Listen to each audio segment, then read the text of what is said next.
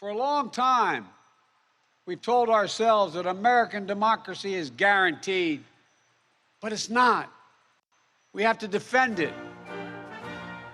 It's rare for a US president to give a primetime address, even rarer for one to use the moment to warn that democracy is on the brink. But that's precisely where President Biden believes America finds itself. And last night, he made it crystal clear who's to blame. Too much of what's happening in our country today is not normal. Donald Trump and the MAGA Republicans represent an extremism that threatens the very foundations of our republic. Biden has spent nearly 2 years avoiding the words Donald Trump, but with the midterm elections fast approaching, the gloves well and truly came off. This is not who we are. And he chose the backdrop of Independence Hall in Philadelphia, the so-called birthplace of American democracy, to ram home his message. MAGA Republicans do not respect the Constitution. They do not believe in the rule of law. They do not recognize the will of the people. Democracy cannot survive when one side believes there are only two outcomes to an election. Either they win or they were cheated. And that's where the MAGA Republicans are today. No president's ever said anything like this, ever, that I'm aware of. Meanwhile, over on Fox News, Trump's network of choice, they didn't carry Biden's speech, but were quick to condemn him as the divider-in-chief. Here he comes, Mr. Unity, President Unity, to the city of brotherly love to tell Americans that after neighbors are irredeemable, dangerous extremists. Biden had hoped time would weaken Donald Trump's grip on the Republican Party, but the reality is Trump remains a powerful force. Witness the recent success of Trump-endorsed election deniers in the primary races. And then there's the FBI raid on Trump's home in Mar-a-Lago, which he's used to go on the attack and encouraged his supporters to do the same. From the grassroots MAGA brigade to Republicans in Congress, they've rallied to Trump's cause. Defund the FBI, tweeted the pro-Trump Congresswoman Marjorie Taylor Greene, while Senator Marco Rubio said Biden is playing with fire by trying to persecute a likely future election opponent. And fellow Senator Ted Cruz described the FBI's raid as a horrific abuse of power, while Trump's supporters on the fringes were even more overtly sinister. I don't see Trump as a toxic player. I see Trump as a change agent. Andy Meehan is a self-proclaimed member of the MAGA movement who marched outside the Capitol on January the 6th, believes the election was stolen, and says the agents who raided Trump's home in Mar-a-Lago were trying to retrieve documents harmful to the government. And they don't want that getting out because then these people would be swept out of government. And what about those like Joe Biden who say that by criticizing the FBI, Donald Trump is fomenting political violence among his supporters like you? It's quite obvious that the FBI is no longer a law enforcement agency. It's an extension of the Democrat Party. The more that they go down this road of persecution and demonization, the harder our resolve becomes.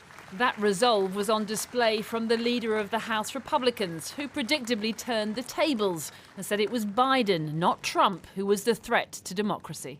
Joe Biden has launched an assault on the soul of America, on its people, on its laws. We're in a battle for the soul of this nation. And so the battle lines for the midterm elections are drawn, with both parties making the same stark argument about the other. And voters left with two very different choices, not just on the ballot in November, but likely which party will take over the presidency in 2024.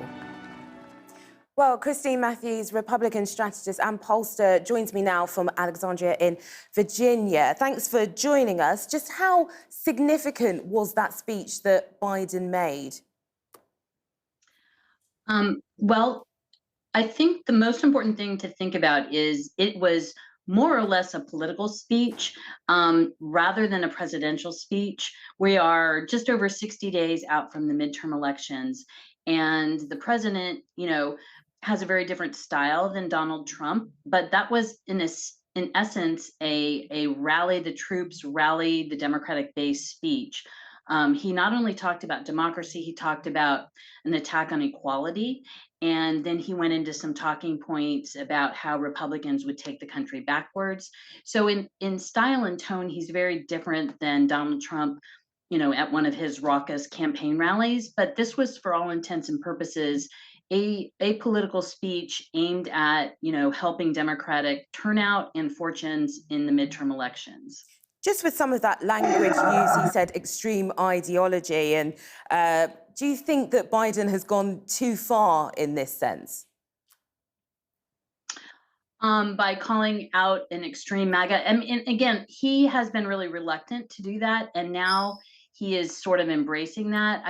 We have a very divided America. And I think he feels that in order to make the case that he has to sort of be more direct, he's getting a lot of pressure from his Democratic base to have more of an edge to him, to have, to take this back to the Republicans who have used very extreme language as well.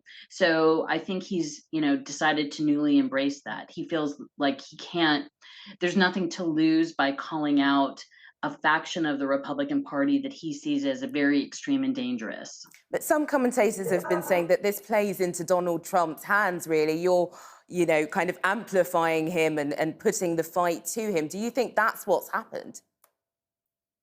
Well, yes and no. There's two perspectives on this. The Democrats feel that if Donald Trump is, if voters are given a choice between the Democrats and Donald Trump, that it's a choice election, that the Democrats will fare better than if it is just simply a referendum on Joe Biden and the job the Democrats have done. Up until recently, we've had some terrible numbers for Joe Biden in terms of job approval. People have been very concerned about gas prices and inflation.